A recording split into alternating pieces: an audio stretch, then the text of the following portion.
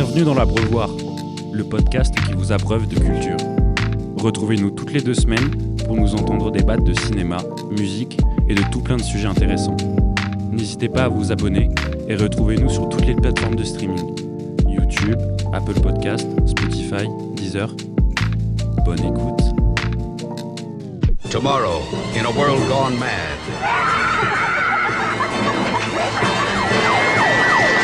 the only law will be a renegade squad of suicidal cops. He's my prisoner, and he's not walking out that door.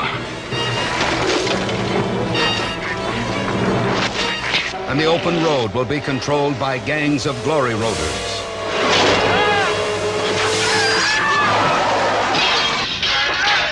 Max is a cop, one of the best. Where does it out to get you? Scoot jockeys? Yeah, nomad trash. Well, I'll add it to my thread collection.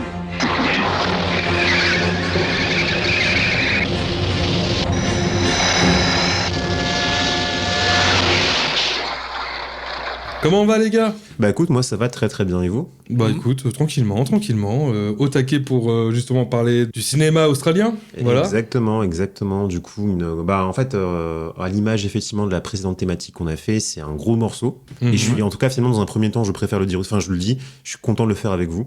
Bah, et moi, c'est un honneur de le faire avec toi. Putain, et avec Gab aussi. Et Gab et aussi, oui, la Gab. Et oui, le petit ingé son. Exactement. Je vais passer de l'autre côté. Voilà. Dans la zone d'ombre, du coup. Dans le côté obscur, exactement. Tu vois, alors, de Ableton. C'est chaud là, vous voulez venir Ah. Bah du coup, allez, bon, tu nous introduis un peu le sujet qu'on va aborder aujourd'hui. Ouais, carrément. Ben du coup, le cinéma australien, déjà, c'est très particulier finalement, parce qu'il faut quand même préciser aussi pour la plupart des auditeurs et des auditrices qui nous écoutent que le cinéma australien, en fait, c'est pas fondamentalement le cinéma qui est le plus, qui a pendant très longtemps n'a pas été le plus médiatisé, mis en avant. Et en fait, il y a une histoire très intéressante parce que c'est un cinéma qui est très ancien.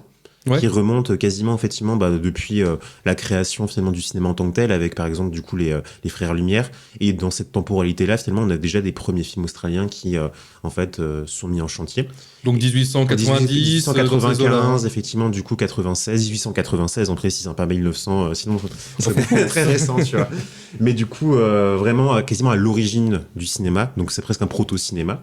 Et en fait, l'évolution du cinéma australien est très intéressante du coup à observer, parce que du coup, ça en dit énormément beaucoup sur le pays en tant que tel, sur sa culture et sur en gros la manière dont il va réussir à l'exporter. Absolument, ok. Voilà, donc je sais pas si effectivement du coup Clément pourra effectivement par rapport à son origine aussi nous parler un peu de ça du coup. Par rapport à l'histoire du cinéma australien, tout le côté. Bah en fait concrètement c'est un peu le vide de culture globale un peu dans l'inconscient collectif jusqu'à une certaine époque qu'on va peut-être aborder par après, quoi. Exactement, qu'on va justement aborder. Donc aborder une époque précise effectivement qui est très intéressante, et qui je pense va déconstruire une idée finalement que la plupart des gens peuvent se faire, c'est que le cinéma australien est vaste, mais comme dit en fait on est finalement très méconnu, et pourtant il y a un nombre de pépites à découvrir quand même assez intéressantes. Et puis ça peut faire le point avec l'actualité locale aussi, locale. On enregistre depuis on vous l'a pas dit, mais on enregistre depuis Sydney là en fait. Il y a une boîte qui vient de voler mon micro. C'est ça, exactement. Je sais même pas pourquoi local en fait. Je voulais même pas mettre plus de mots que l'actualité. Frérot, on est là. Localement, on est présent. Localement, on est présent. Et puis au cinéma local, effectivement, il y a un film qui est sorti là, c'est Mad Max Furiosa, qui est un film australien qui commence même avec un plan sur l'Australie. Alors ça fait un pont. En plus Mad Max qui est un film le premier des années 70 du coup, dont on va parler. Aussi Georgie Miller.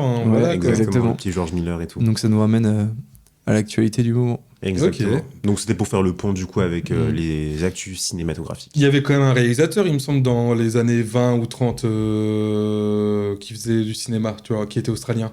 Sidney Lumet. Ça c'est plus tard que les années 20. Ah, c'est plus tard. C'est plus tard. Ok, ouais. C'est beaucoup plus tard.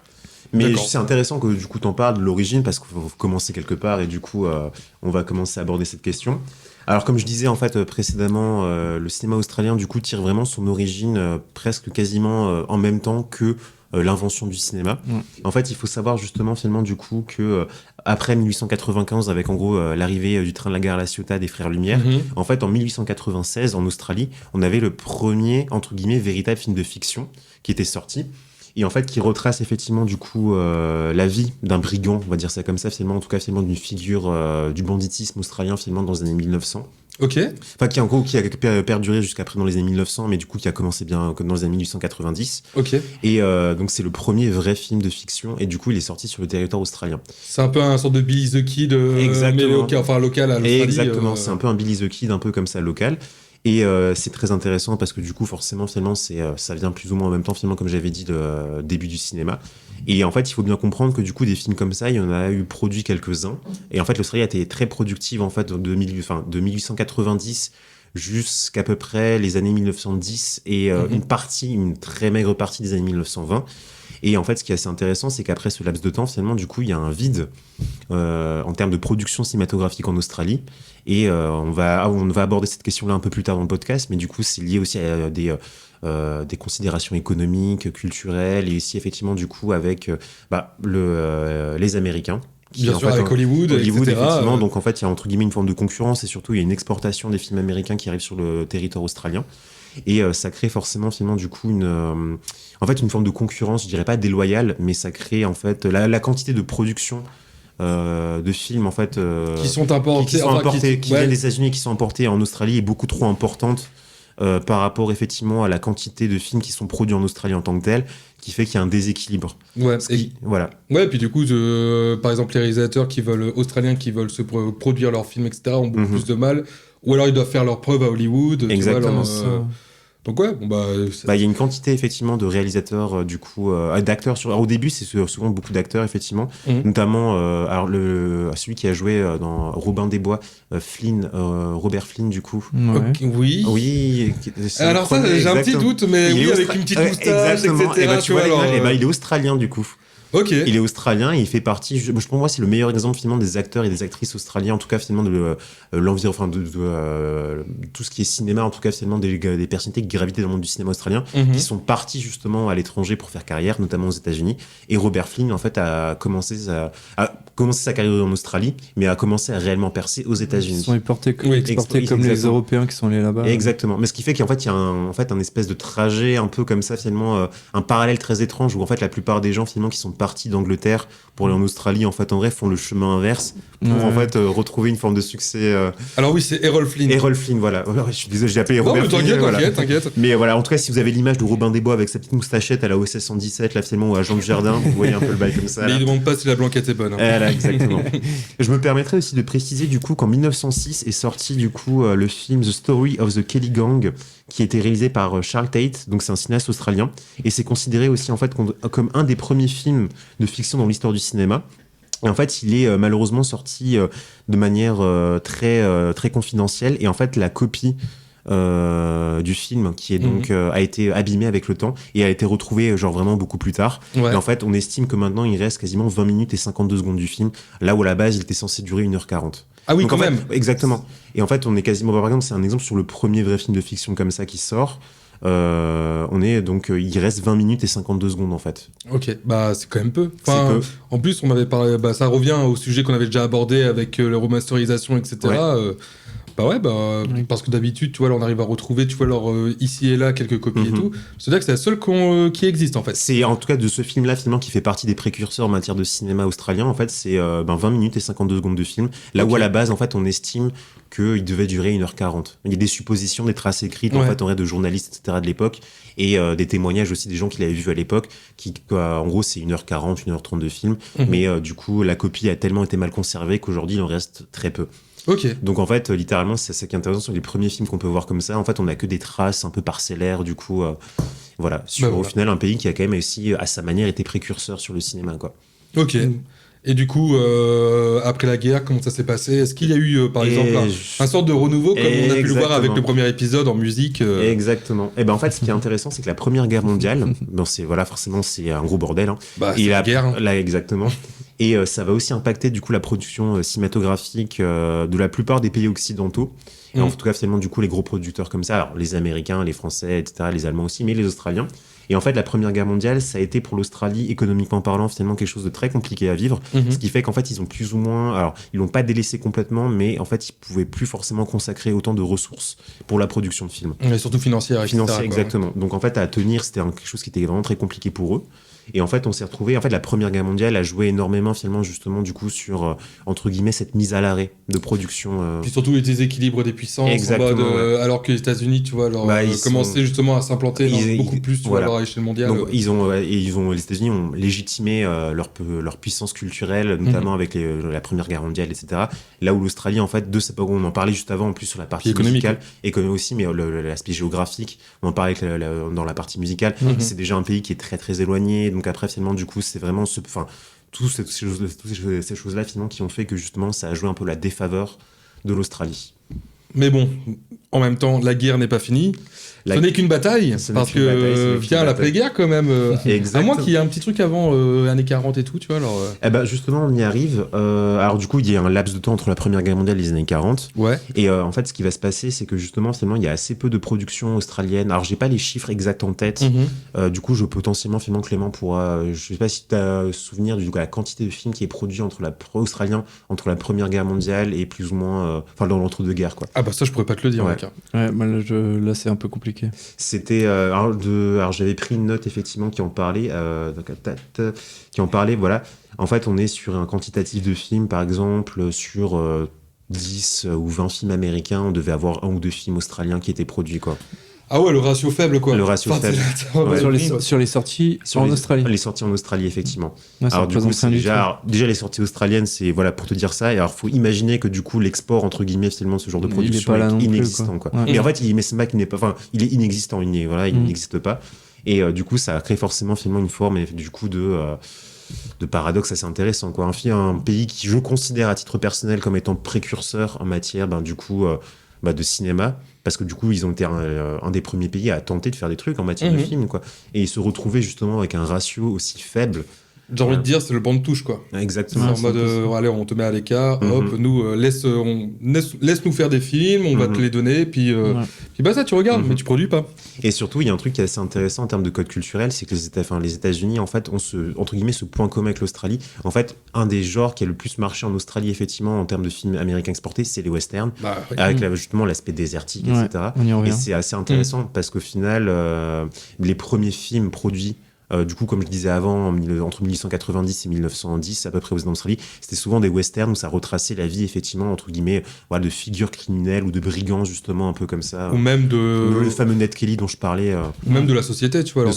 Tu vois, alors, par exemple, les Australiens qui sont loin de tout, qui sont dans un désert, ils se reconnaissent beaucoup plus, tu vois, dans les westerns, en tout cas dans la forme et peut-être même aussi dans le fond, que par exemple si tu vois dans des films, tu vois, qui parlent de petites sociétés, des trucs comme ça, où tu vois la campagne verte britannique, exactement, où il pleut tout le temps, voilà, tu vois. C'est un peu ça, ouais. Et du coup, ce qui fait qu'en fait, le western américain a eu beaucoup de succès en Australie parce que culturellement, ça parlait avec des codes qui étaient en commun entre les deux cultures.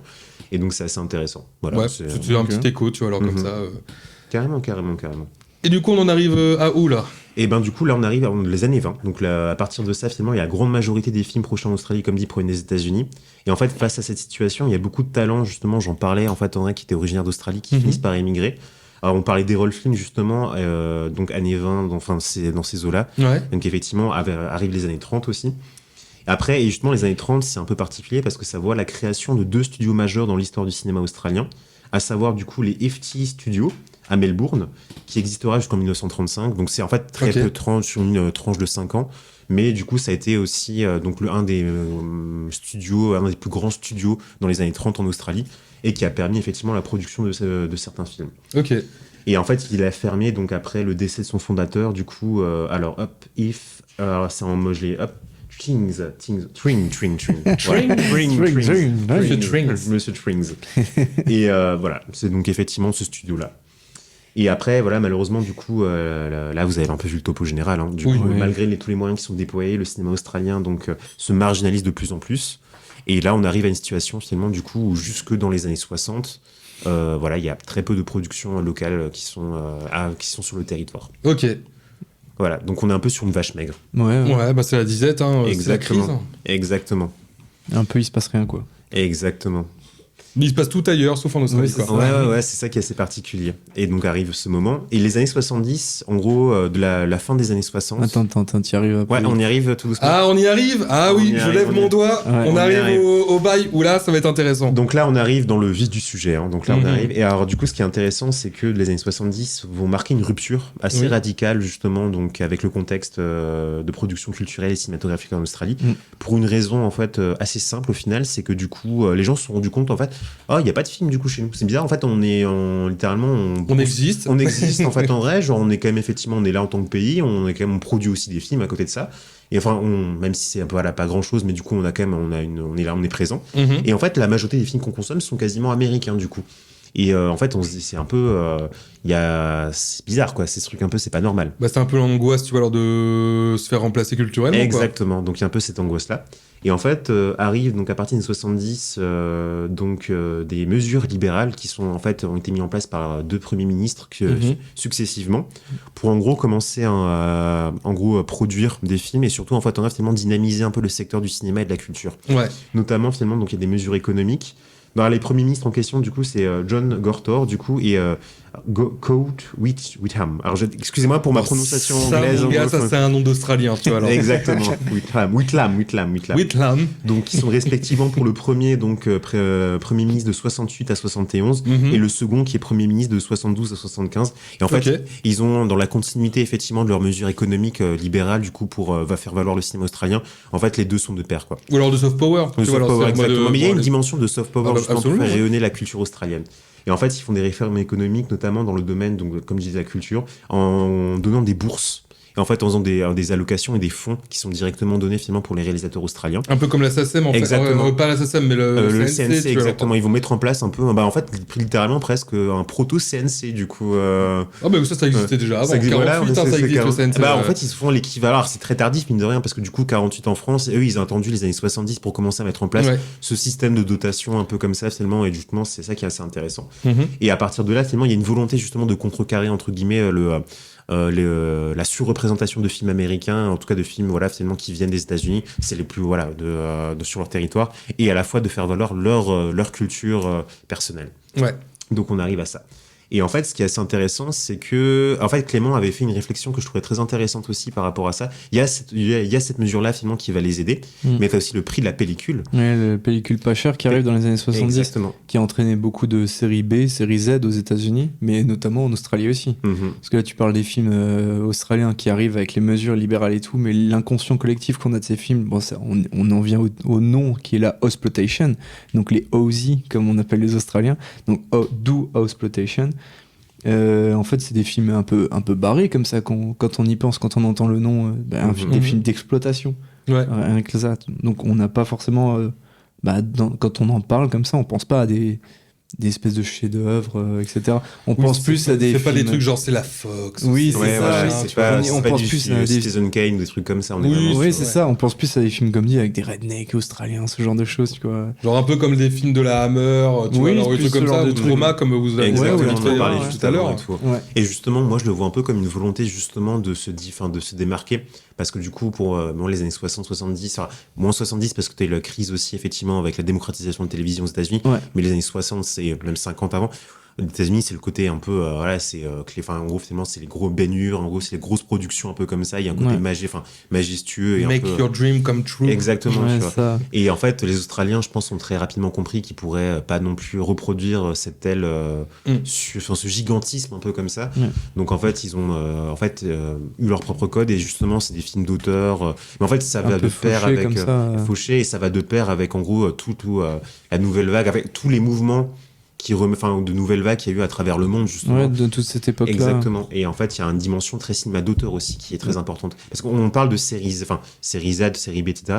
Mais il faut aussi savoir que le cinéma australien, à ce moment-là, finalement, c'est aussi c'est vraiment une porte d'entrée aussi pour le cinéma d'auteur, pour un cinéma, en fait, qui est beaucoup plus intellectuellement intéressant qu'on pourrait le penser, quoi. Ça reste des films de série, des films d'exploitation, mais il y a des trucs un peu comme ça qui sont intéressants. Ouais, il y a quand même des trucs un peu plus auteurs derrière ces espèces de débilité comme on peut penser. À défaut d'avoir de la thune, on a de l'idée. Ouais, c'est ça. Alors, Et justement, là, je pense que je vais faire un point avec Clément, il sera largement d'accord avec moi.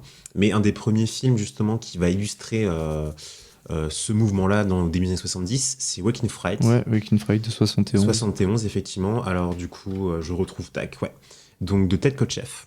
Qui est le réalisateur de Rambo. C'est bon, ça. Ah, je savais pas, tiens. Ouais. Et on va le voir ça avec Peter Weir aussi, qui a fait pas mal de films à ce moment-là, qui a fait, du coup, est parti faire le Cercle des Poètes Disparus, plus encore The Truman Show.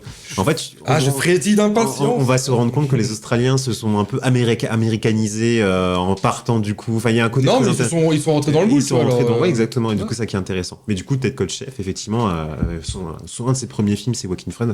Ça, c'est un de ses premiers films, il me semble. Que je dise pas de conneries, du coup. C'est possible, ça, je peux pas te dire. En 71, en tout cas. Ouais, mais de 71, du coup, il est. Et du coup, Waking Fright qui est très intéressant.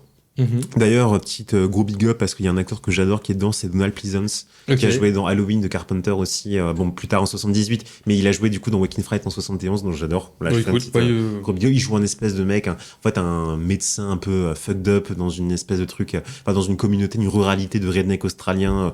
Il y a un délire très intéressant, quoi. Et alors, pour résumer le film, en gros, très simplement, et pour en fait essayer de faire comprendre le côté thématique, en fait, ça raconte l'histoire d'un professeur, du coup, en école primaire, dans une localité australienne un petit peu reculée, loin du monde, qui va se retrouver donc à partir, à faire un petit séjour comme ça, finalement, donc à s'enfoncer encore plus dans la pampa, le temps d'aller rejoindre effectivement du coup sa meuf qui est à l'étranger, en Angleterre, et en gros, voilà, il se fait son petit trajet. Et en fait, au fur et à mesure qu'il va s'enfoncer justement dans la ruralité australienne, en voyant finalement les vrais habitants, parce que du coup, en fait, on sent très rapidement que ce mec-là, c'est aussi un mec qui vient des grandes villes. Donc en fait, une des thématiques aussi qui est intéressante, c'est la cassure sociale. Qui a, du coup, la disparité, forcément géographique, qu'il y a entre les localités en Australie, avec les grandes villes, avec voilà, des codes très différents, et justement... les spécificités aussi donc, des petites localités, ruralités en Australie. Donc premier aspect intéressant thématiquement parlant, c'est en gros cette cassure sociale. Et au fur et à mesure qu'il va rentrer dans ce truc-là, il va plus ou moins perdre la raison, commencer à s'enfoncer effectivement de plus en plus dans un truc qui va dans un truc assez presque... dans l'étrangeté, tu vois. Dans l'étrangeté, exactement. Il y a un côté un peu Uncanny Valley, si je peux dire. Oui. Et en fait, ce qui est intéressant, c'est que moi, quand j'ai maté le film, en fait, il y avait... Alors, je sais pas si vous avez en tête la première demi-heure, du coup, de Massacre à la tronçonneuse de Toby Hooper, qui est sorti plus ou moins années 70 aussi. Ok, ouais. Alors, du coup, avant que, du coup, t'aies Leatherface qui arrive et qui fout le bordel, et du coup, on a le Kill Kong qui arrive à l'écran. Ben, en fait, il faut imaginer que l'entièreté de Waking Fright en 71, en fait, c'est littéralement la première demi-heure de Massacre à la tronçonneuse étendue sur 1h40 de film, 1h30. Ouais, ok, ouais. Donc en fait, sur l'intégralité du film. Donc découverte d'endroits, d'ambiance. Et en fait, on ne passe jamais ce cap-là d'étrangeté. C'est-à-dire que vraiment, en plus, on a ce prisme du coup de ce personnage qui va s'enfoncer à chaque fois un peu plus. Et en fait, c'est vraiment le côté, il y a une tension permanente sans qu'elle éclate réellement. Et c'est ça qui est encore plus anxiogène, effectivement, et malaisant. Et ça retranscrit vraiment ce côté, cette espèce de cassure sociale, un peu comme ça, comme je disais avant. Et c'est ça qui est intéressant. Et je pense que Waking Fright, justement, est un des films... un des plus intéressants justement dans cette vague-là, et qui parle le mieux pionnier aussi du mouvement. Pionnier du mouvement, et je pense que il a inspiré aussi beaucoup de films à côté, et c'est hyper intéressant. C'est du coup à conseiller, donc regardez-le si vous pouvez. Waking Fright, du coup très intéressant. Même l'aspect technique aussi, il y a un truc vraiment, c'est très intéressant. Le montage aussi qui est très lent, donc il y a un côté effectivement dans la contemplativité. Il y a une forme de de contemplation, mais qui est à la fois malsaine et belle en même temps. C'est très compliqué à décrire, mais il y a quelque chose de vraiment très intéressant. Puis aussi, il y a un montage, en fait, il y a une séquence, notamment, je m'en souviens, en fait, c'est une séquence où il arrive dans un espèce de bar, et du coup, il voit des locaux australiens jouer un espèce de jeu de hasard, comme ça, finalement, où ils lancent une pièce, en fait, dans les airs, et en fait, c'est un peu un pile ou face, une version australienne pile ou face, et en fait, il y a la manière, il y a des gros plans et des focus qui sont faits, justement, finalement, sur les personnes qui vont jouer dans ce bar-là, et en fait, il y a une forme, les visages sont un peu déformés comme ça, il y a une manière de filmer qui est très particulière. Un peu en mode grosse focale. Grosse focale, effectivement, notamment. Un peu comme dans Terry Gilliam. Il y a des tentatives un peu comme ça, on peut dire comme ça. Mais en tout cas, il y a ces films en gros plan, puis le montage est assez dynamique sur cette séquence-là. Du coup, en fait, ça passe d'un visage à un autre. Et puis, en fait, le montage sonore est vraiment très particulier aussi. Donc, en fait, on sent que le personnage est, entre guillemets, enfermé dans quelque chose qu'il n'arrive pas à comprendre, qu'il essaye un peu d'apprivoiser. Et la séquence du bar, pour moi, on dit beaucoup sur ce côté-là, quoi. Ok. Il y a une liberté de fou au niveau de la mise en scène. Ouais, clairement. Et il faut le préciser, Clément, faut le préciser aussi. C'est vrai que du coup, en fait, à ce moment, en fait, littéralement, il y avait carte blanche. Parce que du coup, il y avait ce côté, en fait, littéralement, on vous passe une caméra, la pellicule est pas chère, là, faites ce que vous voulez, quoi. Ce qui fait qu'en fait, en termes de ton, ce qui est assez extraordinaire, c'est qu'il y a beaucoup de films qui n'ont rien à voir les uns avec les autres. Oui, ça veut dire que c'est pas uniformisé comme un produit, etc. C'est pas un mouvement homogène comme on pourrait l'imaginer. Mais il y a des trucs qui s'y rejoignent quand même. Il y a des thématiques. Par exemple, tu as eu le passage avec le fameux Rated R aussi qui est intervenu. Il y a eu des jeux, si je me souviens bien, une loi qui a été mise en place, notamment en Australie, par rapport au Air Restricted. Ok, explique-nous un peu les carabistouilles. Alors concrètement, ils n'avaient pas trop d'argent. Donc, qu'est-ce qui peut attirer les gens en salle à cette époque ? Des sensations fortes. Les sensations fortes. Et les sensations fortes, c'est quoi ? C'est du vomi, c'est du caca, c'est des seins nus. Ouais. Et tout ce genre de la nudité. Stork, par exemple, aussi, qui est de 71 aussi. Il faut préciser qu'il y a beaucoup de films presque de cul qui sont sortis à ce moment. Bah oui, ça rentre là-dedans ça aussi. Ça rentre un peu dans ce truc-là. En fait, c'est ça qui est assez marrant, c'est qu'il y a beaucoup de trucs, un côté très... en fait, ça fait un peu écho à le côté la libéralisation des mœurs, etc. C'est l'époque aussi. L'époque libéralisation, si c'est un terme exact, on peut dire ça comme ça. Non, mais c'est en mode, allez, on peut se permettre maintenant de... Oui, une liberté de mœurs, d'atteindre un peu des limites, etc. Il y a un affranchissement, effectivement, finalement, il y a une forme de liberté et d'expression dans les mœurs qui commence à arriver. Et donc, ce qui fait qu'il y a beaucoup de films qui étaient produits aussi à cette période-là, finalement, qui sont littéralement soit des films érotiques, soit littéralement, par exemple, des films de cul, quoi. Et en fait, un des films, justement, on en parlait un peu avant l'enregistrement du podcast avec Clément, Stork, qui est sorti lui aussi en 71. Et en fait, c'est la libéralisation. Enfin, il y a vraiment le côté libération des mœurs, et puis la sexualité qui est très mise en avant aussi, quoi. Ouais, et qui est un des premiers succès, pareil, de cette espèce de vague australienne, un peu comme pour la musique, en quelque sorte, de cette espèce de mouvement, qui est la Exploitation. C'est un des premiers succès, en salle, en termes de recettes, etc., quoi. Ok, donc il fallait faire du cul pour avoir du succès. Non, on va pas caricaturer sur ça parce que c'est. Non, on n'est pas loin non plus. Non, on n'est pas loin, mais c'est beaucoup plus diversifié en termes de. Oui, non, mais caricature.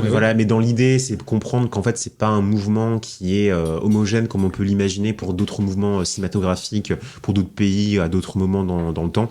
Là, on est vraiment sur un truc qui arrivait entre guillemets un peu par hasard parce que du coup, en fait, oui et non dans la mesure où il y a quand même des mesures économiques qui ont permis à ce cinéma de se faire. Ils se sont engouffrés dans la brèche en disant allez, réalisateurs, ok, on nous donne de la thune, c'est pas cher, faisons ce que nous devons faire. Quoi. Mais vu qu'il y avait carte blanche, il n'y avait pas de directive précise et chacun pouvait faire plus ou moins ce qu'il faisait kiffer. Quoi. Puis ça donnait une image de l'Australie aussi, de toute façon, au monde entier, quoi, potentiellement, sur certains films qui étaient exportés, ou même les gens qui restent un grand pays pour pouvoir découvrir. Enfin, je sais pas, il n'y avait pas forcément Internet ou quoi, enfin, normal, quoi. Donc, on pouvait pas connaître tout ce qui se passait en Australie, donc mine de rien ça montre des paysages parce qu'on filme beaucoup aussi les paysages, les animaux, la faune et la flore, elles sont présentes de fou aussi dans ces films là. Mais après oui, bien sûr, il n'y a pas que des films de cul, mais il y a quand même des phrases qui ont été genre par exemple j'avais retenu une des phrases qui était un peu folle. Il y a un film Picnic à Hanging Rock dont on va en parler un peu plus tard, mais très intéressant. Mais par exemple ce film, c'est un film justement qui n'a pas forcément tout ce côté rated R, donc t'as une histoire aussi un petit peu de folklore comme ça, où t'as des filles qui se font prendre dans une espèce de montagne, une petite colline comme ça, et on n'arrive pas à les retrouver. Et en fait, c'est une espèce une école de jeunes filles pour qu'elles apprennent à être les bonnes manières, ce genre de choses. Et il y avait dans un des docus dont on va parler aussi après, qui est un petit peu... qui a fait parler beaucoup à l'époque, parce que Tarantino, il est aussi dedans, par exemple, pour en parler. Il y avait une phrase qui avait été dite, c'était s'il y avait plus de vomi dans Picnic à Hanging Rock, ça aurait été mieux. C'est pour dire la vision quand même que les mecs ils avaient du cinéma australien de l'époque, genre en mode on veut du vomi et tout, quoi. Alors que ce film était plus auteur arty, on va dire. Et très onirique aussi. Et très onirique. Mais qui n'était pas justement avec ces trucs de seins nus, tout ça. Il n'y avait pas tout ça. Donc c'était, tu vois, alors donc en gros pour résumer, le cinéma australien ça avait quand même un côté assez régressif.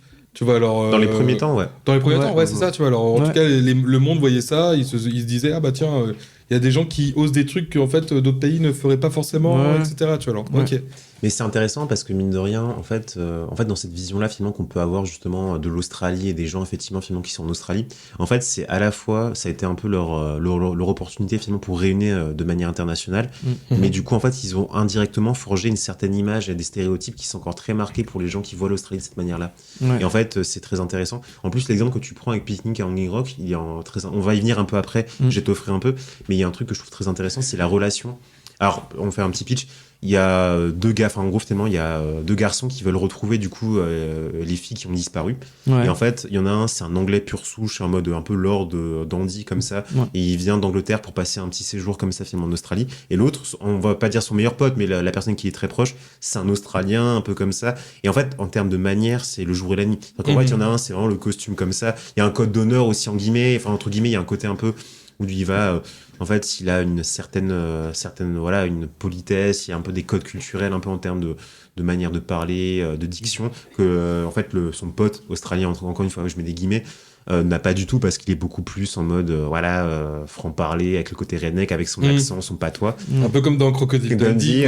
Mais c'est un proto Crocodile Dundee. Et ça qui est intéressant, c'est qu'au final l'image même pour des cinéastes australiens, en fait il y a une caisse de résonance. Du coup en fait l'image qu'ils ont d'eux-mêmes des fois, c'est un peu ça, et du coup en fait la manière de l'exporter à l'étranger, c'est un peu l'image qu'on finit par avoir d'eux-mêmes, enfin d'eux en tout cas. Oui, c'est par dérision, tu vois, alors qu'ils arrivent finalement à s'exporter en disant ah vous savez on nous prend, enfin on se prend pas au sérieux, etc. On joue un peu sur cette image. Ouais, ok. La gorge un petit peu sèche là. Ouais, t'inquiète, hop, je te resserre un petit verre d'eau. Waouh, l'âge de zoo. Hein. Let's go. Du coup, Picnic est un film réalisé par Peter Weir. Et Peter Weir. Alors Peter Weir qui a fait justement Le Cercle des Poètes Disparus, Truman Show, Master and Commander aussi avec Russell Crowe qui était sorti. Oui, ok. C'est un nom qui est resté quoi. Russell Crowe australien en plus, hein, on précise aussi Russell Crowe là, donc let's go, hein. Australie. Ah yes. Let's go. C'est vrai, il y a quelques acteurs quand même qui sont un peu arrivés à Hollywood aussi par après.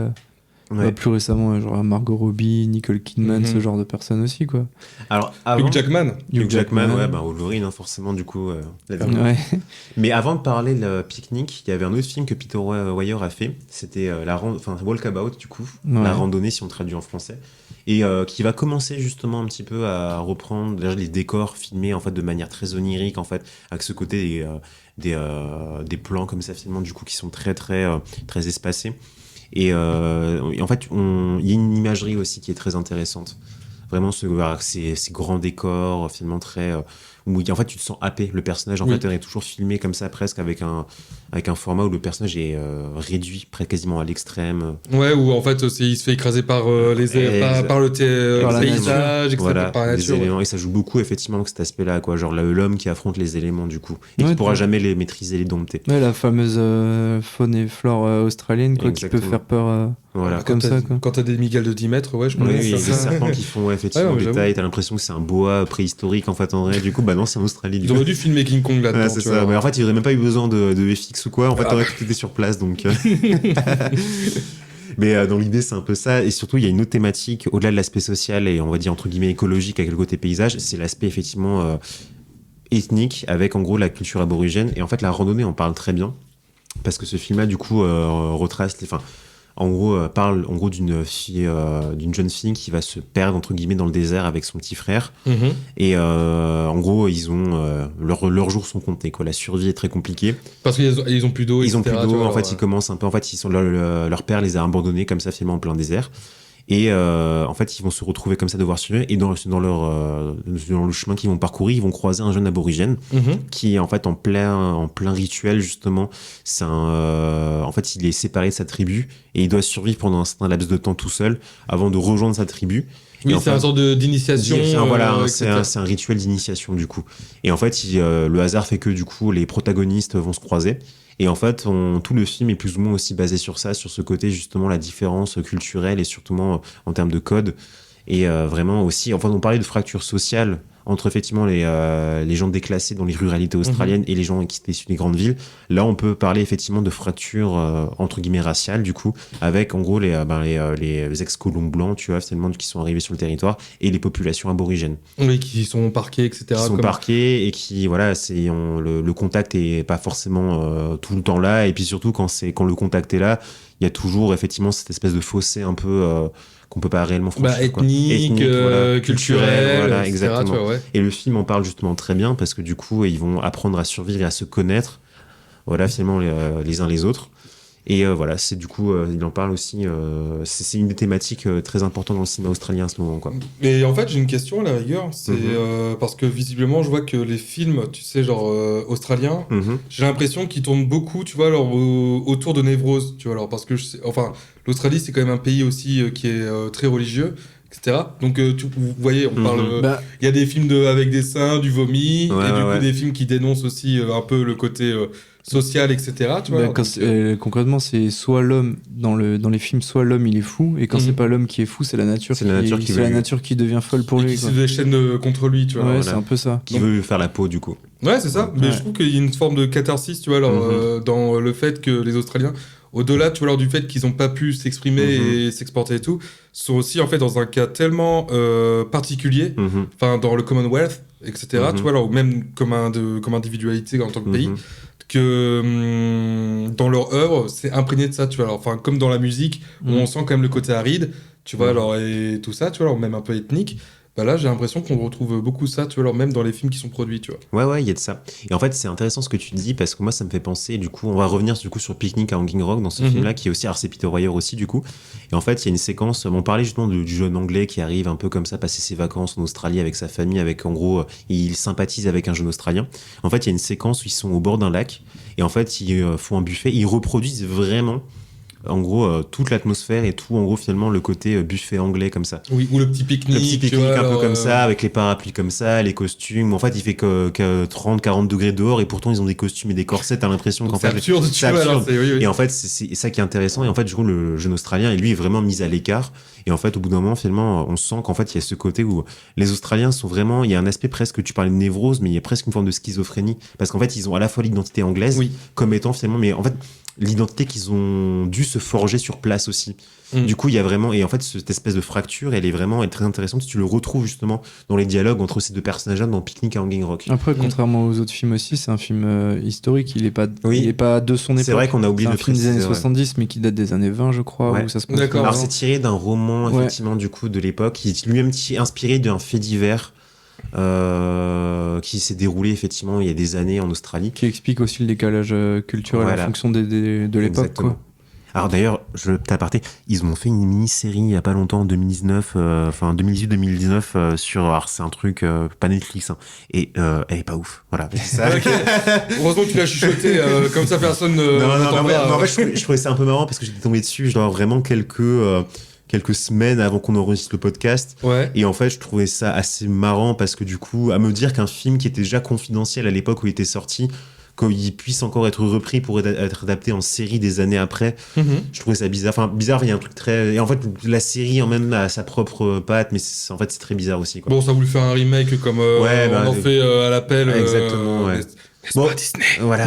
Alors c'est pas Disney, et puis je dirais pas non plus dire que c'est un caca absolu, mais en fait la série est tellement elle est tellement par raccord effectivement avec le film. Enfin, il y a un truc qui est très bizarre en termes de. Ils veulent faire un truc très très série en fait, un format qui passe pas non plus, qui ne feront pas honneur au côté onirique du film, quoi. Et bon, on regarde l'original alors. Voilà. Bon, ça fait vraiment connard puriste un peu comme ça qui fait son vieux truc. On n'est plus à ça après, mec. Let's go.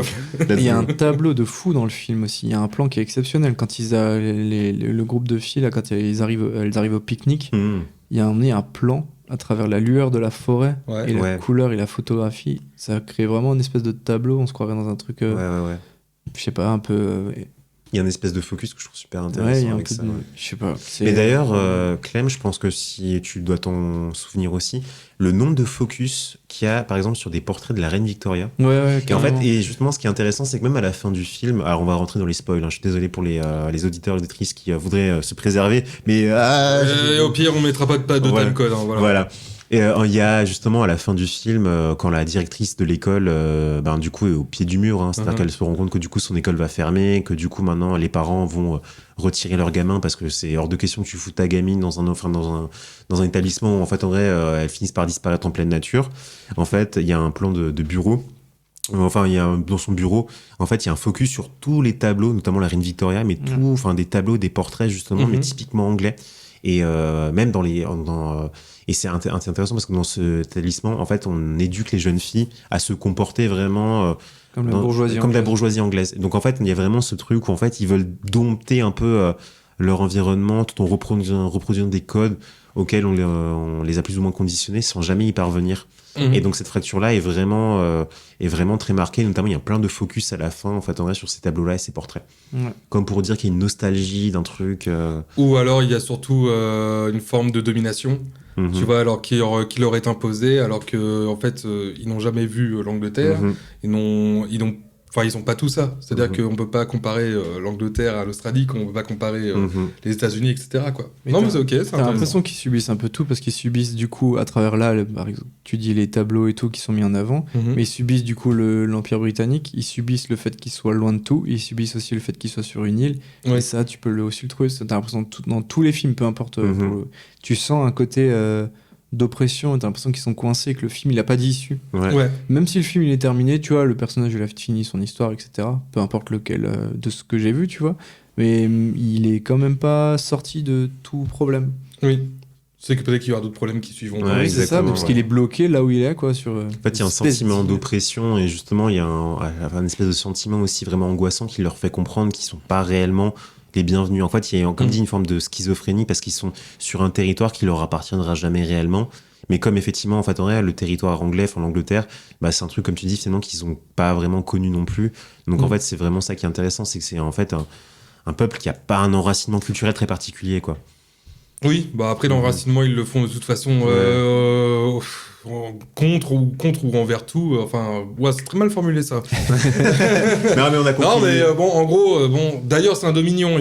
C'est pas l'Angleterre, donc voilà, c'est même pas une colonie, c'est plus une colonie, etc. Non. Donc non, ils ont quand même leur individualité, leur propre loi, etc. Mais il y a toujours cette pression du Commonwealth, enfin de comment ils sont, tu vois, de leur héritage aussi, tu vois, ce qui est normal d'ailleurs. Tu vois, alors c'est pour toute personne qui immigre, etc. Tu vois, même sur plusieurs générations, t'as toujours cet héritage culturel, mais en même temps qui s'adapte pas forcément. Genre, et puis voilà, quoi. Et peut-être des petites dissonances, finalement, qui peuvent apparaître à force, quoi. Ouais, quasiment. Et c'est vrai qu'en fait, il y a un autre aspect que je trouve très intéressant. Et en fait, on va y venir aussi avec un autre film, on va en parler un peu après, Long Weekend, justement, qui est sorti plus ou moins dans cette décennie-là. Et en fait, il y a ce truc où on parlait justement du fait que, ils sont arrivés sur un territoire qu'ils maîtrisent pas. Et en fait, j'ai interprété ça aussi dans beaucoup de films que j'ai matés qui venaient de l'exploitation. Il y a une critique. Alors, je dirais pas jusqu'à définir ça comme étant du féminisme, mais tout le côté, on va lutter contre les éléments, on va montrer qu'on est des hommes parce que du coup, on va s'approprier les éléments. Il y a un côté très viriliste aussi qui est mis en avant. Non, mais de fou. Mais j'avais même vu des trucs de critiques de l'époque sur certains de ces films. Il y avait des seins les seins, par exemple, des actrices étaient commentés, mais le jeu des actrices n'était pas commenté. Exactement. Donc même derrière les gens qui font le film, mais ceux qui sont derrière aussi, ceux qui vont voir, quoi. Ouais. Du coup, c'est marrant ce truc. Enfin, c'est marrant. Et justement, Oui. Non, mais justement, et c'est ça qui est intéressant parce qu'en fait, on va revenir sur Joaquin Phoenix dont on parlait au tout début, du coup, en 71.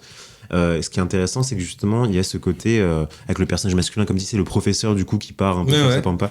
En fait, la plupart des personnages qu'il va croiser sont quasiment tous des mecs, et en fait, le peu de personnages féminins qui sont mis en avant dans le film ont souvent un rôle très détaché. En fait, finalement, j'en sont pas forcément présentes effectivement de manière à faire avancer le récit fondamentalement. Non, c'est la bobonne qui fait le foyer, c'est carrément ça, tu vois. Et ce qui est assez intéressant, c'est qu'au final, il y a une dimension à la fois très viriliste, et du coup, c'est presque en fait avoir alors, comme tu disais, c'est pas une colonie, mais à critiquer cette mentalité,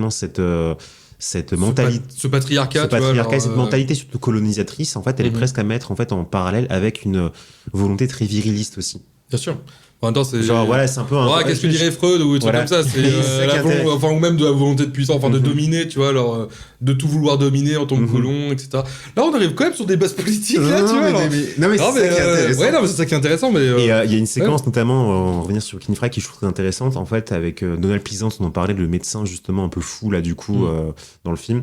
En fait, il joue un médecin du coup que le personnage principal va rencontrer assez rapidement dans le récit, et c'est un mec qui est un petit peu comme lui, c'est-à-dire qu'en fait, c'est un ancien citadin qui est aussi venu s'installer dans une ruralité australienne, mais qui est un peu retiré.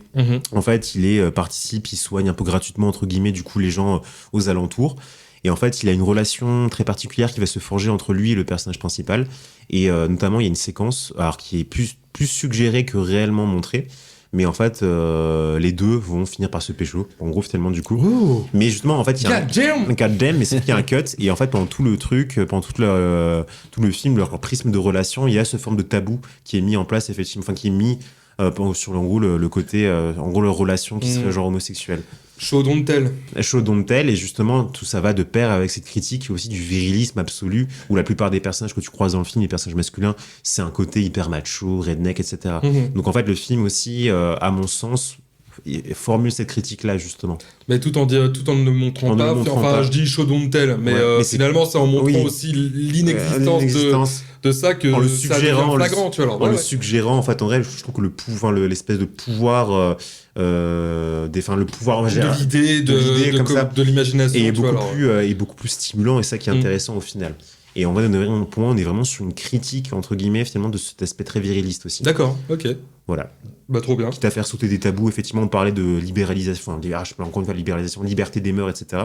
Là, je pense que c'est aussi un parfait exemple, justement, finalement, du coup. Ok. Pour les films intelligents de cette période, quoi. Exactement.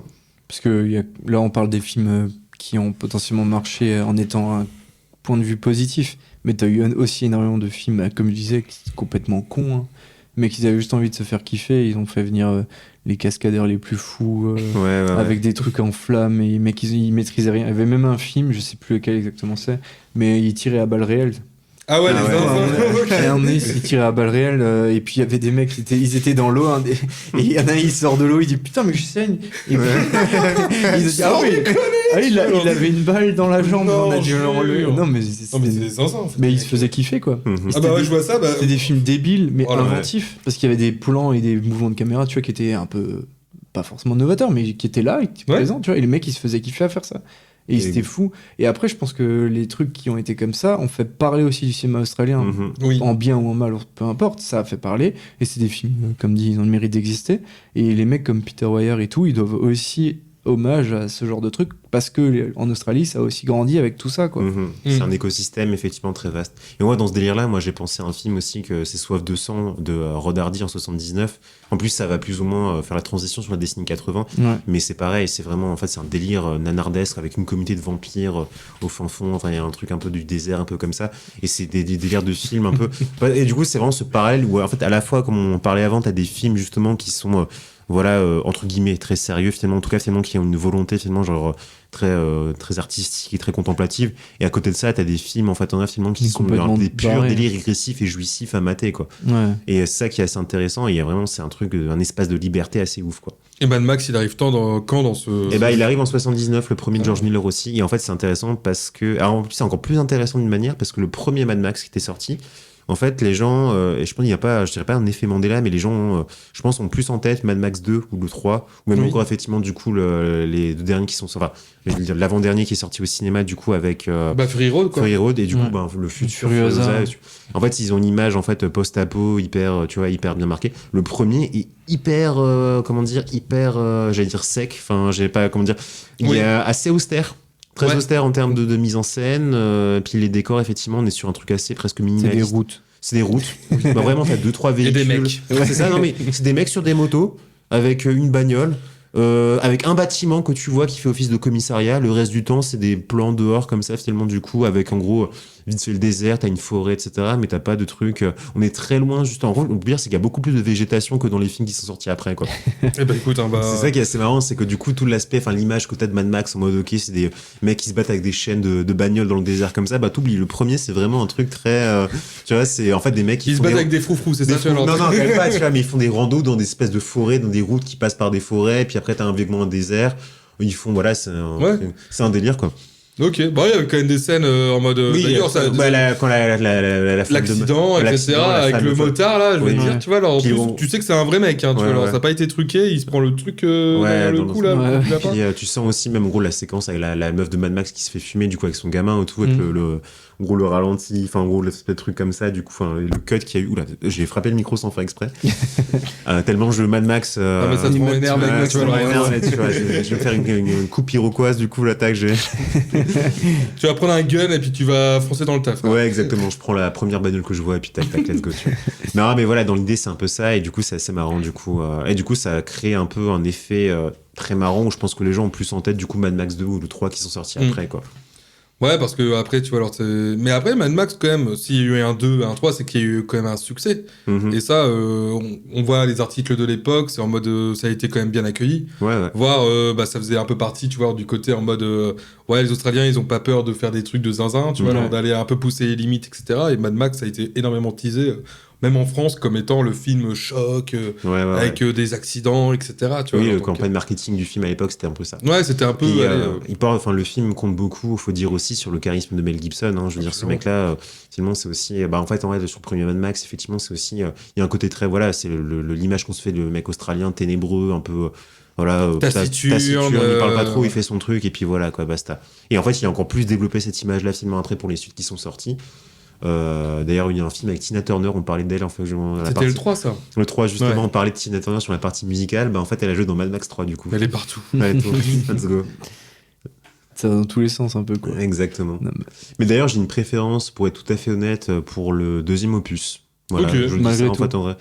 J'ai kiffé le premier, mais c'est vrai qu'effectivement, comme dit, l'aspect austère de celui qui était sorti en 79, du coup, le premier opus, m'avait un peu laissé sur ma faim. Et en fait, comme la plupart des mecs à l'époque, j'avais une image qui était plus marquée sur les films qui sont sortis après. Oui. Moi, j'attendais vraiment un truc dans le désert, un peu comme As, où ça se bat avec des arbalètes, tu vois. Oui, où ça est beaucoup plus violent, voilà, etc. Des mecs avec des masques un peu chelous, avec des accoutrements, tu te dis, ok, là, c'est vraiment un truc un peu post-apo, tu vois. Voilà. Mais voilà, donc Mad Max 2, c'est mon petit préféré, du coup, voilà. Le 3 est un peu kitsch, mais quand même sympa. Mais j'ai quand même moins kiffé le 3, et le 2 fait partie un peu de mon top favori. Ouais, le 3, je l'avais trouvé agréable à regarder. Ouais, après, il se mate, je vais pas te mentir, il se mate, il est pas dégueu, tu vois. Mais après, quitte à choisir, effectivement, sur ma subjectivité, le 2 a quand même marqué plus mon esprit, quoi. Ok. Après, voilà, c'est pas au niveau, faut le dire aussi, Fury Road, banger. Non, punaise. Mais ça, là. C'est une autre époque. C'est une autre époque, hein, mais putain, voilà, c'est aussi un délire. Du coup, 79, on arrive aux années 80. On arrive à la décennie 80. Et du coup, la décennie 80, finalement, c'est un peu particulier, encore une fois, parce que du coup, l'Australie s'est rendu compte que les succès qu'ils ont eu avec les films qu'ils ont aidé à produire dans les 70, ça a quand même suffisamment marqué du coup le public, et ça a permis de faire connaître l'Australie. Et donc là, on passe effectivement avec des partenariats, finalement, du coup, avec la télévision australienne, avec une mise en place, justement, finalement, de production qui est beaucoup plus standardisé. Donc là, on va plus ou moins quitter tout ce qui est, entre guillemets, cinéma d'auteur ou cinéma un peu, comme on disait avant.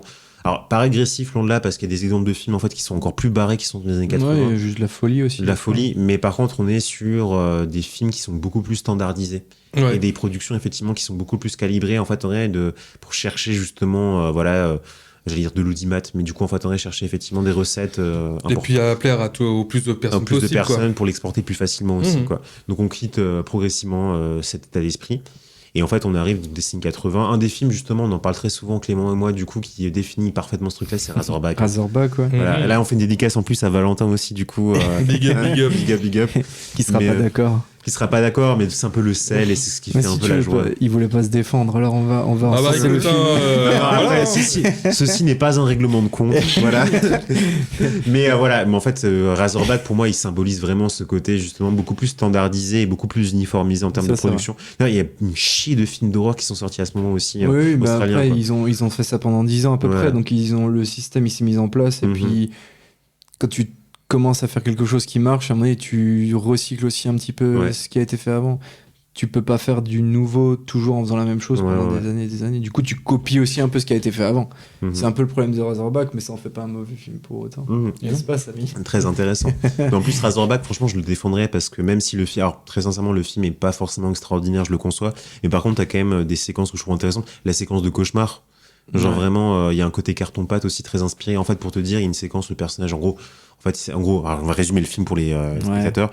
En gros, c'est un mec qui va chercher, c'est un Américain qui veut chercher sa femme qui a disparu dans le désert australien. Qui est une journaliste qui a disparu et en fait, il n'a pas de nouvelles. Donc, il se déplace là-bas. Et en fait, il va se rendre compte qu'elle a été bouffée par un razorback. Ce qu'on appelle un razorback, c'est un espèce de sanglier géant. Alors, c'est un terme technique en plus parce que le razorback veut dire, en gros, c'est un cochon qui revient à l'état sauvage ou semi-sauvage. Ok, oui. Donc on est en fait sur un peu un espèce d'animal un peu entre deux. Du coup, en fait, c'est un cochon qui est parti dans l'Ampampa et puis ça y est. Il est retourné à son état sauvage. Exactement, là, tu vois, voilà. Je vois Gabriel qui est en train de se taper des barres. J'ai juste envie de dire Hakuna Matata. C'est Pumba, quoi. Voilà, c'est Pumba. Et il y a un truc qui est intéressant, c'est que là, c'est un peu une agression de la faune. Mais ce qui est stylé et intéressant, comme je viens de le dire, c'est que ce sanglier, ce Razorback, fait des bruits. En fait, il n'arrête pas d'essayer d'attaquer tout ce qui se passe autour, la population et tout. Donc les gens, ils ont peur de lui. Et puis il y a un vieux qui arrête pas de dire ouais, il existe. Puis ouais, ils disent de paranoïa aussi. Ouais, ça, c'est un peu la bête du Gévaudan, tu vois. C'est l'équivalent, sauf que là, c'est pas un loup, du coup, c'est un sanglier. C'est Pumba. Et quand il vient menaçant et tout, tu l'entends arriver, le Razorback, il fait des bruits de voiture. Des bruits qui se rapprochent à un grognement de sanglier qui se rapproche du bruit de voiture. Très motorisé. Très motorisé. Donc t'as ce lien aussi à la voiture qui est vachement présent dans tous ces films. Il y a plein de films où il y a des voitures barrées, comme dans Mad Max. Ou... même Peter Weir, du coup, mais il a fait les voitures qui mangent Paris. En fait, littéralement, tout le pitch du film, c'est plus ou moins, du coup, en fait, on est un gang de mecs avec des bagnoles, du coup, qui arrivent, du coup, foutre le sbeul dans une petite ville, un petit village, du coup, australien. T'as un truc de véhicule qui est aussi potentiellement lié au fait de pouvoir s'échapper. Ou alors, tout simplement, de se déplacer. C'est un truc commun, tu vois, alors comme aux États-Unis, tu vois, alors on parle, tu vois, alors beaucoup de road trip, tu vois, alors de road movie, etc. Mais en même temps, tu vois, alors quand le seul moyen de pouvoir t'échapper, voyager et de pouvoir survivre en réalité, c'est d'être véhiculé, tu vois. Mais il y avait, contrairement aux États-Unis, il y avait une phrase justement dans le docu dont on va parler après, de quelqu'un, je sais plus exactement qui dit la phrase, mais aux États-Unis, les films de voiture, c'est les gens dedans avec le couteau dont t'as peur, alors que dans les films australiens, t'as peur de la voiture parce que c'est la voiture qui vient de défoncer les maisons. Et dans Razorback, c'est pas la voiture, mais c'est le sanglier qui vient de défoncer la maison en faisant ce bruit de voiture. La séquence au début où tu vois, il défonce la maisonnette du coup du grand-père là comme ça, il bouffe son gamin et tout. C'est en plus c'est du hors champ parce que je vois pas le truc. Et du coup, il y a un truc en fait. D'ailleurs, ça me suffit honnêtement.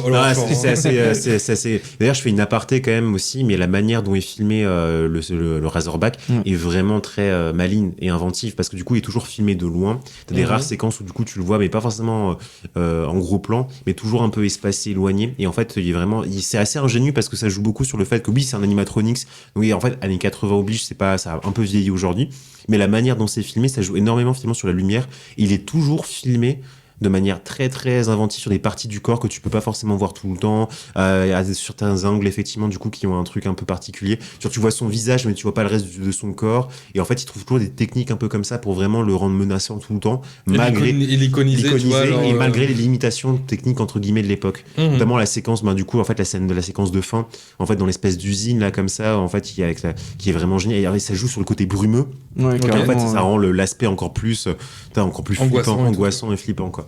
Il y avait l'acteur qui racontait que le réalisateur il lui disait cours dans la brume et tout. Dans la poussière, il lui a dit mais qu'est-ce que je dois faire et tout. Il a dit t'inquiète, cours, on s'en fout, de toute façon je te filme de loin, on ne verra pas. C'était pour dire la débrouillardise c'est ça. Là-dedans quoi, je sais pas, c'est un peu ouf. D'ailleurs, petit aparté, mais le mec qui a fait Razorback, c'est Russell Mulcahy. Le mec qui a fait Highlander, du coup, les deux premiers Highlander. Ok. Donc il y a quand même des gars qui ont percé aussi. Donc George Miller, Peter Weir. Même en gros, les cinéastes un peu comme ça, finalement. Alors, je vais pas dire de série B, mais les cinéastes un peu d'exploitation comme ça, finalement, donc sur la décennie 80, ont quand même réussi à percer, faire leur bail après, quoi. Voilà. Ok. Et du coup, est-ce que les années 90 ont des trucs intéressants Justement, là, on arrive un peu à la fin du truc. Ça commence un peu à s'essouffler, quoi. Alors, ça a été intégré complètement, tu vois, dans l'imaginaire commun. Et justement, il y a un autre film qui est très intéressant, c'est Crocodile Dundee. Alors, c'est le film australien. Alors, c'est une production américano-australienne. Oui. Mais en gros, finalement, du coup, ça reste un film australien aussi, quand même. Et en fait, c'est le moment où, du coup, en fait, tout le monde connaît le film Crocodile Dundee. C'est un peu à la poursuite du diamant vert en version Australie. Et en gros, finalement, du coup, le redneck, un peu comme ça, l'histoire, je vais éviter finalement de tomber dans les écueils, de redétailler une histoire que tout le monde connaît. Mais du coup, on est vraiment sur un peu l'image, comme on parlait un peu de l'Australien typique, un peu comme ça, un peu très rural, très avec son accent, le côté, qui affronte des crocodiles à main nue, etc. Enfin, l'image très cliché, quoi. Mais du coup, la décennie 80, c'est très particulier parce que, comme dit, ça commence à s'essouffler. Et en fait, justement, c'est le fait que, comme on disait avant, les productions cinématographiques sont standardisées. Dans les années 80. Oui, t'as eu aussi le syndrome de la télé, c'était déjà un peu arrivé avant, mais à l'époque, c'était des films d'exploitation, donc ils sortaient en salle, les drive-in, ce genre de choses. Donc les gens, ils allaient au cinéma parce qu'ils voyaient des films australiens, mais il y avait, comme dit, cette exploitation. Et les gens, à un moment donné, quand t'as la télé, les DVD, les VHS qui arrivent à la télé, ces films-là, ça commence à s'essouffler, quoi. Disons qu'il n'y a plus vocation à aller forcément au ciné, etc. et de plutôt regarder les films chez soi. Ouais, c'est ça. Ok. Exactement. Et ce qui est intéressant en plus, c'est que du coup, le Crocodile Dundee sort en 86, donc quasiment la fin de la décennie 80, et ça amorce justement le début des années 90. D'accord. Donc avec ce côté, finalement, du coup, on va encore plus pousser le côté standardisé avec, comme tu disais, les partenariats, le côté qu'en fait les productions vont être ficelées de telle ou telle manière. Donc voilà. Et quand même un succès critique et public et en termes de chiffres aussi, Crocodile Dundee, c'est quand même massif aussi, quoi. Par exemple, alors je suis en train de regarder. En fait, c'est un succès au box-office. Il a engrangé quasiment 174 803 506 dollars. Ah, c'est précis, hein. Oh la vache. Voilà. Je te veux comme comptable. Ouais, exactement. Donc, sur un budget, quand même, seulement, du coup, quand même, beaucoup moindre par rapport à ses recettes. Et par exemple, on est quasiment sur 8 800 000 dollars, en fait, en vrai, finalement, du coup. Donc, c'est la moitié du budget, quoi. Ok, bah, béné, hein. Donc, pour un budget, effectivement, du coup, de 8 800 000 dollars. Ce qui est un gros budget pour les films australiens. C'est un gros budget, effectivement, australien, du coup. Et avec l'inflation. L'inflation, et surtout, il y a le dollar australien, le dollar américain, c'est pas exactement la même chose, du coup. Mais quand même, voilà, pour rapporter quasiment 170 millions de dollars pour un budget de 8 millions, c'est quand même pas mal, hein. Bah, écoute, c'est un petit succès, voilà, ça rend fou les caisses, hein. Ça met la maman à l'abri. Ah, d'ailleurs, il a fait, pour les entrées en France, il a fait quasiment 5 887 982 entrées en France. Ça, les précisions, j'aime bien. Ah, j'aime bien. Ce genre de chiffres, vous ne l'aurez pas ailleurs. Voilà, non, mais j'aime bien chercher les chiffres, c'est un peu mon délire à moi, tu vois, je suis un peu le côté... Et non, franchement, comme dit, c'est un gros succès, à la fois critique, public et en termes, effectivement, finalement, de commercial. Et donc, qui marque un coup d'arrêt quand même. Qui marque un coup d'arrêt, effectivement. Bah, en fait, on parlait du fait que les artistes australiens, enfin les cinéastes, acteurs et actrices s'exportent, et c'est encore le cas maintenant. Et souvent, effectivement, du coup, il y a soit Charlize Theron, Nicole Kidman, Russell Crowe, etc. Ouais. Du coup, ah non, on dit une connerie. Charlize Theron, c'est sud-africaine, du coup. Non, il y en a une des deux. Bon, bah, source, hein, mais vas-y. Mais dans l'idée, Hugh Jackman, Russell Crowe, etc. Finalement, du coup, voilà, c'est vraiment des acteurs à l'image, effectivement, finalement, du coup, de Flynn à l'époque, qui vont s'exporter aux États-Unis, quoi. Voilà. Et Rolf Flynn, du coup, si tu nous entends. Oui, bah. Je sais pas quoi dire. Bah, mes respects, monsieur. Voilà. Non, et puis aussi, il y a eu Baz Luhrmann. Qui a quand même fait sa petite niche à Hollywood, etc. Tu vois, alors avec Roméo et Juliette, Australia aussi, avec Hugh Jackman. Aussi. Et il n'y a pas sinon des trucs à regarder pour se documenter de son côté, genre des docus, des trucs à voir, parce que tu parlais d'un docu sur... Ouais, alors moi je parlais d'un truc assez spécifique aussi. Alors moi c'est assez particulier, parce que là on va revenir un peu en arrière. En fait, on a abordé la question finalement du coup des aborigènes, en tout cas la relation finalement entre les aborigènes et du coup les populations blanches qui étaient issues d'Angleterre. Et il y a notamment finalement du coup une cinéaste aborigène qui a réalisé un documentaire, Easy Coffee. Et en fait, c'est très intéressant parce que c'est les premières tentatives justement des populations aborigènes d'utiliser le cinéma comme un outil d'émancipation. D'accord. Et alors dans ce film-là, alors je retrouve juste là que je reviens un peu en arrière pour mes notes. Elle réalisa donc un documentaire en 78. Et en fait, ça retrace sa vie et son parcours de militant justement, de défenseuse du droit des aborigènes. Et en fait, il faut savoir aussi que le statut des aborigènes en Australie est très particulier. En fait, pendant très longtemps, ils avaient... en fait, il y avait un statut juridique qui reconnaissait leur existence, mais ils n'étaient pas forcément actifs. Citoyens. En fait, ils n'étaient pas à proprement parler citoyens, ils n'étaient pas, du coup, par extension, ils n'étaient pas actifs politiquement. Oui. Et en fait, du coup, ils avaient un statut de citoyen de seconde zone, si on peut dire ça comme ça. Et ça a perduré, enfin, même ça perdure plus ou moins... Alors, plus ou moins encore maintenant, même si ça a grandement changé maintenant. Et du coup, elle a quand même contribué justement finalement à la visibilité finalement des communautés aborigènes. En plus, spécificité, et quand même il faut le préciser, en fait le terme aborigène, c'est un peu à l'image de natifs américains, ça regroupe des tribus et des populations finalement qui ont en fait des différences culturelles très marquées entre elles. Évidemment, oui. Et en fait, c'est ça qui est intéressant, c'est qu'en fait elle-même avec ce film-là finalement a contribué justement. Donc, alors, il s'appelle My Life as a Aboriginal du coup.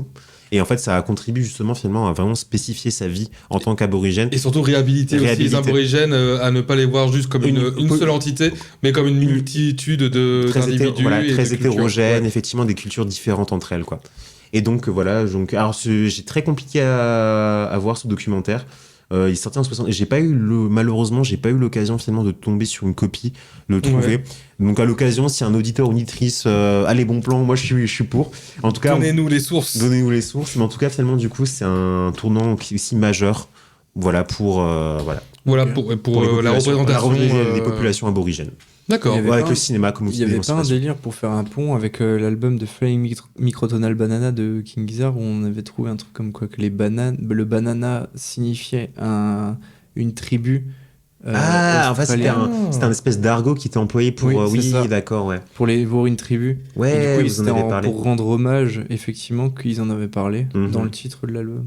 D'accord. Okay, ouais. Pour parler des aborigènes. Genre une espèce d'argot employé pour définir une tribu aborigène. Ok, d'accord. Ouais. Ok, mais ça c'est intéressant. Ça veut dire que on peut pas trahir les Australiens. C'est ça. Ils mettent du banana partout. Ouais. Exactement. Let's go. Je sais pas quoi dire. Mais sinon, au niveau des docus, parce que là, on parle. J'avoue, Gab, je suis d'accord avec toi. Il faut doser. Hein. Un petit fou rire. Je suis fatigué, tu sais. Mais sinon, si vous voulez rire, il faut. Parce que là, on retrace tout un truc, mais il y a une recommandation. Si on peut parler des recommandations pour terminer cet épisode, parce que je pense qu'on arrive sur la fin. Est-ce qu'on peut conclure vite fait quand même avant qu'on fasse les recos et tout Ouais, mais justement, j'amène le truc. D'accord, parce qu'on parle justement du documentaire qui retrace le parcours comme Samy vient de dire. Il y a un docu que je recommanderais du coup, qui peut conclure un peu tout ce qu'on dit, qui s'appelle Not Quite Hollywood, que je conseille à chacun de regarder, ou qui retrace un peu ce qu'on essaye de faire depuis tout à l'heure, en mode tout ce qui a été le cinéma australien de cette époque. D'accord. La fameuse Owsploitation. Exactement, ouais. Et comme dit, il y a des films complètement barrés. Bon, pour le coup, dans le docu, il parle plus des films vraiment barrés les films. que par exemple Picnic à Tangy Rock, il l'évoque plus rapidement, quoi. Et il y a beaucoup de réalisateurs et de producteurs, d'acteurs, de cascadeurs, de personnes qui ont vraiment participé à la production des films. Qui participent au docu pour dire comment ça s'est passé. Il y a plein d'images d'archives. Il y a quelques scènes de films qui sont montrées aussi. Et puis t'as le petit Quentin Tarantino qui est toujours, intervenant. Toujours dans les bons plans. Ouais, et qui est stipulé. Ce qui est marrant, c'est que t'as les mecs qui sont dit genre exécutif, producteur, cascadeur, acteur, actrice. Et lui, il a juste marqué fan. Et il est là, genre, ouais, c'est trop bien ces films. Et à un moment donné, il y a des films où il y a des gars, ils disent, ouais, c'était bizarre, celui-là, il était pas ouf. Et Tarantino, il dit, c'est le meilleur film. Il est là comme un gamin, je sais pas. Et donc, ce docu, il est vraiment, voilà. C'est une bonne manière de. Il est cool. Un bon docu de cinéphile pour découvrir ça. Ouais, et puis tu te marres bien. C'est des images, c'est pas possible, quoi. Puis avec Tarantino, on s'ennuie pas, quoi. Oui, en plus. Ouais. Avec son franc-parler, avec sa grande gueule, et puis sa manière, effectivement, de vendre des films aussi. Tu vois, les films qu'il kiffe, clairement, ça fait le café. Ouais, clairement. Ouais, voilà. Carrément. C'est nickel, ça. Alors, on estime que c'est une conclusion ou... Ouais, de la façon, je pense qu'on arrive quasiment. Ouais, on a fait le tour. On a fait le tour des décennies un peu comme ça. En tout cas, on a essayé d'avoir une vision un peu globale du cinéma australien. En tout cas, finalement, du coup, c'est de voir un peu l'aspect thématique. Et là, du coup, on a essayé de l'aborder dans sa globalité. Donc là, c'est vrai qu'on peut quasiment tout doucement s'approcher de la fin, ouais. Ok, alors j'ai juste un petit truc, tu vois, alors à dire avant qu'on finisse. C'est... En fait, ce qui faisait la force du cinéma australien, j'ai l'impression qu'il n'existe plus vraiment dans le cinéma actuellement. En tout cas, dans les productions qu'ils font actuellement. Ils ont eu tendance peut-être à se lisser, tu vois. Moi, je suis pas tout à fait d'accord. Ouais. À la fois, d'accord, oui et non. En fait, on revient un peu à ce qu'on avait dit. L'Australie, c'est un pays dans les productions. En fait, Internet aide aussi pas mal. Effectivement, aujourd'hui, des films étrangers, finalement, tu peux en avoir accès beaucoup plus facilement qu'avant. Mais l'Australie est quand même reste un pays producteur de films. Et en fait, notamment, il y avait une sortie de film qui était sortie il y a quelques temps, en 2022. Alors, je retrouve juste, je l'avais noté quelque part. Excusez-moi, du coup, pour le petit temps d'arrêt. On va mettre la musique d'ascenseur. Let's go, petite musique d'ascenseur. Tac. Et en fait, il y a un film indépendant qui était sorti, je crois, en 2022 ou 2023. Ouais. Et qui est très intéressant parce que justement, excusez-moi, ça vous fera le monter un peu différemment. Non, on laisse, c'est bien. Allez, c'est dans le jus, allez, voilà. On est bien là. J'aime bien Gabriel qui nous regarde en mode, il se passe quoi? Samy qui cherche. Mais après, sinon, tu parles du cinéma australien. En attendant que Samy trouve, il y a aussi, tout con, mais les deux Mad Max, quoi, qui sont sortis. Oui. Après, ça fait 2 films. Mais c'est d'une même licence, etc. Tu vois, alors avant que je retrouve le nom du film auquel je pensais, en fait, on peut aussi parler de tout le sous-genre, justement, années 2010, en fait, en vrai, genre 2000-2010, où en fait, en vrai, finalement, c'est du cinéma presque horrifique, avec Wolf Creek, par exemple, du coup. Oui, et ça en fait, aussi, en fait, c'est une continuité aussi. En fait, ça exploite en gros le côté très désertique, le côté, effectivement, du coup, c'est un peu les obsessions australiennes, quoi. L'héritage du truc, ils sont après partis rapidement, mais après, l'époque fait que sur un cinéma très trashos, un peu comme ça. Et en fait, c'est à la fois une revendication en termes d'héritage par rapport à ce qu'ils ont fait avant, parce qu'il y a beaucoup de films d'horreur, un peu des films très trash visuellement, qui ont été faits dans les années 70-80, et on retrouve ça un peu dans certains films d'horreur australiens des années 2000 et 2010, notamment Wolf Creek.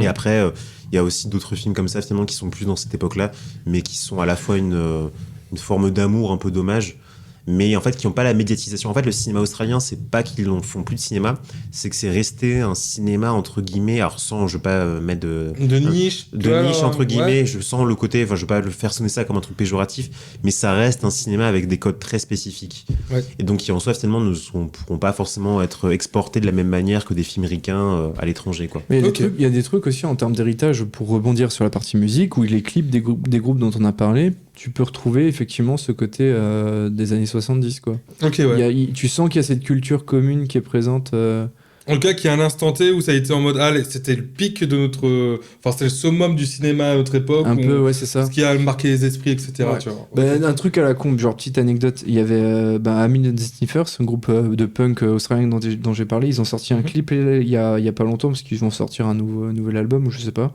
Et le côté redneck, il est présent par un truc un peu fou. Genre, je sais pas, je tombais sur le clip, je commence à le regarder, et tout d'un coup, je me dis, mais attends, mais c'est qui le mec qui joue le redneck ? Et en fait, c'était l'acteur qui fait Trevor dans GTA V.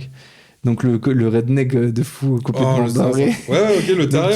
Donc, tu vois, il y a ce rapport à vouloir chercher la folie qui a été représentée, parce que le mec, du coup, il est devenu iconisé par rapport à ça. Tu m'étonnes, en même temps, Trevor, on voulait tous jouer Trevor. Ouais, c'était un peu notre exutoire. Voilà. Et j'ai trouvé un Trevor-like, justement, j'ai retrouvé le nom du film que je cherchais avant, Nitram. Nitram, c'est effectivement du coup le film, c'est juste Justin Kurzel qui l'a sorti en 2021 pour le coup. Et en fait, on est vraiment pareil dans le côté, c'est en gros, c'est tiré d'un fait divers avec un tueur de masse dans les années 90 qui a commis un massacre aux États-Unis, en Australie du coup. Lapsus un peu du coup. Révélateur. Mais du coup, ce film est très intéressant parce qu'on est vraiment pareil dans le côté avec un côté très étrange. Les personnages sont toujours un peu dans une atmosphère finalement qu'ils n'arrivent pas réellement à comprendre, alors que le spectateur lui non plus n'est pas dedans. Enfin, il y a vraiment tout très particulier. Et justement, il y a un espèce de malaise australien du coup. Et pareil, c'est des films en fait qui sont spécifiquement et culturellement très marqués avec leur code. Qu'en fait, ils existent, ils sont exportés à l'étranger, mais en fait, comme dit, ils sont pas autant médiatisés finalement. Et du coup, c'est un peu entre guillemets la malédiction, je dirais, de l'Australie. C'est qu'en fait, voilà, de quoi ? On y revient. On y revient, c'est qu'en fait, ils font des films, ils existent en tant qu'industrie cinématographique, mais leurs codes sont tellement spécifiques. Même si aujourd'hui, en fait, en vrai, on sort un peu du public de niche, ça s'exporte un peu mieux. On est quand même sur un truc qui est quand même très, très marqué avec leur névrose, leur obsession et leur manière de voir les choses, quoi. Ouais, c'est ça. Ce qui fait que c'est beaucoup moins lisse et que ça peut s'exporter beaucoup moins facilement qu'un d'autres types de films. Et je conseille Nitram, si vous n'avez pas eu l'occasion de le voir. Très dur, très particulier, mais franchement... très australien. Ben voilà, en fait, c'est la définition de ce podcast, c'est très Australie, du coup. C'est le sujet. Ouais, exactement. Bon les gars, on a bien parlé en tout cas. Carrément. Bon, j'ai pas l'impression qu'on ait une conclusion forcément, tu vois. Alors, en fait, j'ai envie que les gens se fassent leur propre avis. Exactement. C'est ce qu'on invite on invite les auditeurs et les auditrices à le faire. C'est vraiment découvrez le cinéma australien comme vous découvrez la musique australienne, dont on a parlé juste avant. Faites-vous déjà votre avis personnel et surtout, voilà. Comme dit, immergez-vous dans cette culture, dans cette manière, effectivement. Et ça peut être un pont intéressant sur beaucoup de thématiques qui sont encore d'actualité, il faut le dire aussi. Très bien. Parfait. Bah écoutez, c'est le moment des petits recos. Tranquillou bilou. Samy. Écoute, en termes de film, moi j'ai commencé finalement, j'ai parlé précédemment, c'est Soif de sang de Rod Hardy en 79. C'est comme dit en fait un film de vampire complètement barré justement australien de l'époque. Et en fait il est à mi-chemin entre les productions dont on parlait. Donc comme dit c'est la fin des années 70, donc début 80 avec le côté un petit peu genre standardisé. Mais ça reste en fait un mash-up entre comme on parlait des films what the fuck. Un peu années 70 en mode ok finalement c'est faut être visuellement plus inventif à la fois comme étant finalement du coup ça reste un film d'exploitation d'horreur un peu série B donc années 80, mais il y a un truc aussi très sensuel qui se dégage du film que je trouve très cool. Donc voilà, Soif de sang de Rod Hardy 79. Alright, voilà. Ok. Parfait. Bon, moi je reste sur ma recommandation du docu. Ok, donc White Hollywood effectivement, ouais. Parce que franchement, ouais, il est cool et puis vous pouvez faire votre choix à travers les films, les petites images que vous voyez. Et surtout conseillé par Monsieur Tarantino, quoi. En plus. Et par fan, pardon. Par fan de Monsieur Tarantino. Let's go. Ouais, bah moi, puisque je suis une feignasse, j'ai aucune reco à vous présenter. En revanche, ça sera pour la prochaine, hein, voilà. Voilà. Parfait. On finit avec calme et tendresse. Bah c'est bien. C'est la définition du podcast, du coup. Exactement. Calme et tendresse. Bah en tout cas, merci les gars d'avoir été présents et d'avoir passé ce moment aussi agréable que instructif. Ouais, voilà. Carrément. Bon, bah, on va faire la petite rengaine. Hein. Abonnez-vous les gens si vous voulez suivre notre actualité. Les commentaires, ça peut être cool aussi de savoir qu'est-ce que vous en avez pensé et qu'est-ce que vous avez pu voir peut-être. Avoir vos retours. Et puis on se revoit dans 2 semaines. Voilà. Et on n'oublie pas le petit dicton. L'abreuvoir. Abreuvez-vous de culture. Voilà.